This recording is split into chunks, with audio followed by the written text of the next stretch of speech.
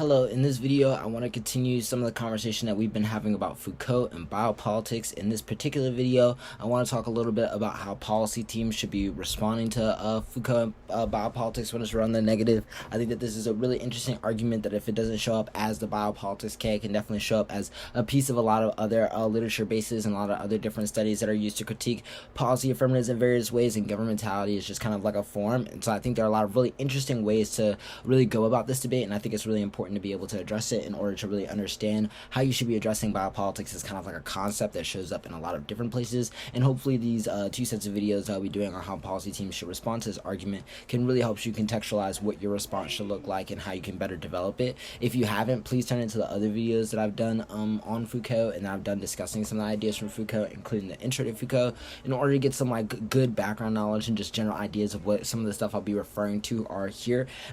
because a lot of the terms I'll be referring to kind of like offhand or like really quick is ones that I've probably explained in previous videos. And so having the prior context for the type of priorities and the way that we're going to strategically talk about how we kind of like think about responding to Foucault arguments in this video will definitely pertain to a lot of the stuff that happened in other videos. First thing I kind of want to talk about when I'm thinking about how policy teams should respond to Foucault, and then I often focus on in a lot of the other videos that I do when I talk about how policy teams respond to various criticisms, is first starting off with thinking about what are the priorities versus Foucault. I think that setting your priorities is incredibly important in these debates because there are a lot of different ways in which biopolitics can kind of be used as the debate goes down, and there are a lot of different ways that team can execute some of the strengths of biopolitics. And so I really think that it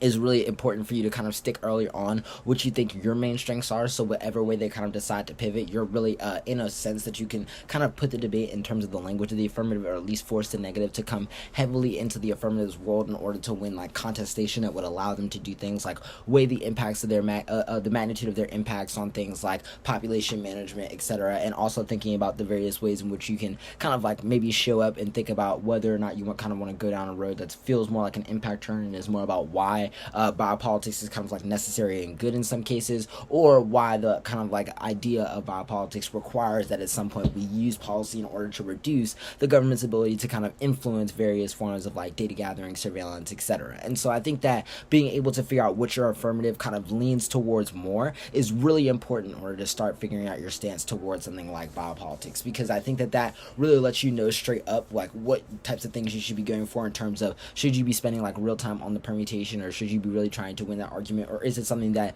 is more really just focused on you really winning that the idea that kind of like biopolitics is terminally bad, or that the management of life is something that like it has to be refused, is one in which you kind of like take problem with. And I think that there are definitely ways in which you can weigh the specificity of your affirmative in order to really to get the juice out of these types of arguments and make it offensive for you. I think in the context of the type of framing arguments that you would want to make against against biopolitics in general, I think it really requires you to first answer that question that I was talking about before in terms of which way your affirmative wants to lean to. But I think either way that you end up resolving that question, I think that that can maybe decide a little bit more about the kind of like net benefits that you read with your framing, and maybe like give the judge a little bit of insight of what you're thinking strategically is like a bigger picture for how you like answer the criticism as a whole. But I think in terms of like what your interpretation should look like, I think that you definitely should try to weigh the consequences of the affirmative against those of the alternative, simply because I think that there are a lot of ways in which the alternative might not be able to reach the scale of the affirmative. And I think using a kind of like very normative interpretation of that and building a lot of the ways in which you want the judge to build calculus off of that normative interpretation can definitely build standards that the alternative has a little bit harder time meeting in terms of its ability to kind of resolve like the magnitude kind of like impacts that the biopolitics criticism really wants to go for. And so I think in that sense, really creating a framing argument that allows you to contest not only the ability for them to like weigh those things like number wise versus the affirmative, but also the ability for like their political strategy to resolve that thing as like incredibly important for how you want to kind of like build your framing strategy against this. Because I often think that when I'm thinking about criticisms of biopolitics, that the alternative is one of the weaker portions. Additionally, I think that it's really important for you to make arguments about why the idea about like certain like the idea about the way in which debate presents specific barriers to the AF, I think is something that you might want to try to like use more of your procedural arguments about why like the assumption of based off of like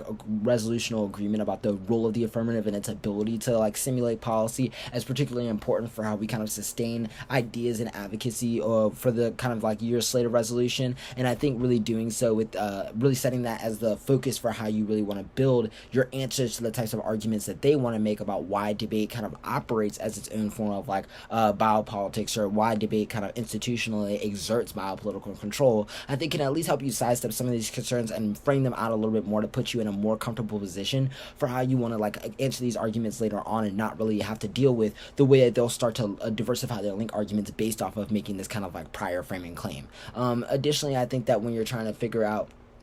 which you should be doing at a more like thesis level against this type of argument, I think that thesis wise you really just need to kind of answer the question for yourself of what is the stance that your affirmative takes on the state's role in the management of life, and how does your affirmative either participate or refuse the way in which that kind of management happens in the status quo. And I think it's really just a question of building like specific analysis about why the examples that you're speaking to within your affirmative kind of justify your particular stance on biopolitics, whatever that is. And I think being able to do that in a way where your stance is coming through in a way that's particularly potent and allows you to really contest not only like the pure